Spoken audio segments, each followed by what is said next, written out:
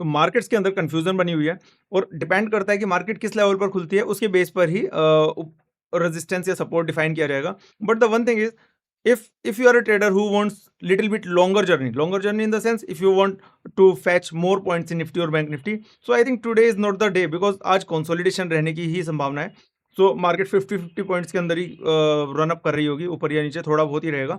तो अगर आपको थोड़ा लंबे ट्रेड्स चाहिए तो आज मुझे लगता है कि नहीं मिलेंगे, but still there are certain levels which we have identified for the long trades, मतलब जहां पर आपको लंबा ट्रेड मिल सकता है, तो हम उसकी बात करेंगे। But first of all overall market sentiment, oil की तरफ से कोई नेगेटिव न्यूज नहीं है, वॉर की तरफ से कोई नेगेटिव न्यूज नहीं है, ओवरऑल कोई नेगेटिव या पॉजिटिव कुछ न्यूज नहीं है, overall its sentiment is neutral kind of.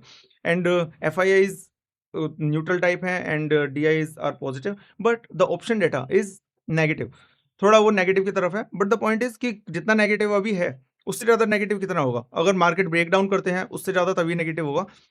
That's where we think that अगर मार्केट थोड़ी नीचे भी जाती है तो वहां पर बाइंग आएगी, तो बेसिकली कंसोलिडेशन है। और अगर अपसाइड जाती है तो वहां पर सेलिंग का भी पूरा चांस हमें दिखता है, because our Nifty scoring model is providing us 3 out of 8, so that means positive side पर कैप्ड है और नेगेटिव साइड पर हमें इसलिए कैप्ड लग रहा है क्योंकि there is no reason for market to break down.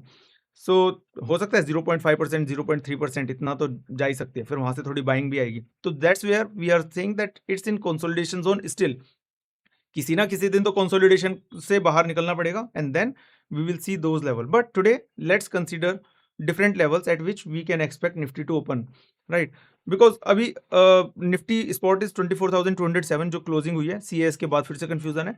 And जो गिफ्ट निफ्टी है इज अराउंड 380 के आसपास है, तो 180 पॉइंट्स का गैप है, तो खुलेगी कहाँ, यू डोंट नो।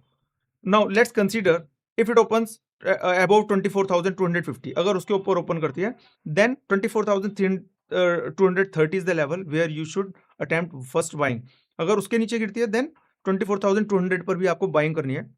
आपको अपनी अपना लॉस बुक तभी करना है जब 24,190 के नीचे मार्केट आ जाए, तब तक आपको स्टॉप लॉस अपना होल्ड करके रखना है। थोड़ा बहुत लॉस होगा तो फिर आप उसको लॉस को लेकर बाहर आ जाइए अगर 190 के नीचे गिरती है। अगर मार्केट रहती है ओपन ही 24,200 के आसपास होती है तो बड़ा क्रिटिकल है। That can be summed up in our paid groups, क्योंकि यहाँ पर हम सारे सिनेरियोज नहीं आइडेंटिफाई कर सकते।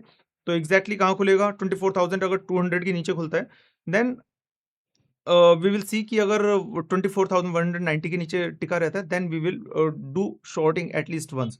और बाय कहाँ करना है, 24,000 is the level which I don't see breaking. हो सकता है 24,000 से लेकर और 24,400 के बीच ही 2-4 दिन और रहे, लेकिन आज का ये है कि 24,200 इज द क्रिटिकल लेवल, की वहां पर खुलेगी या कहाँ खुलेगी उसके हिसाब से we will tell in our paid groups. Bank Nifty का भी सिमिलर है, 57,650 के ऊपर अगर खुलती है तो 650 will act as the support, otherwise उसके नीचे खुलती है then 57,500 will act as the support, जहां पर आपको बाइंग करनी ही करनी है। बाई चांस उसके नीचे आता है 57,300 इज द लेवल जहां बाइंग आपको करनी ही करनी है।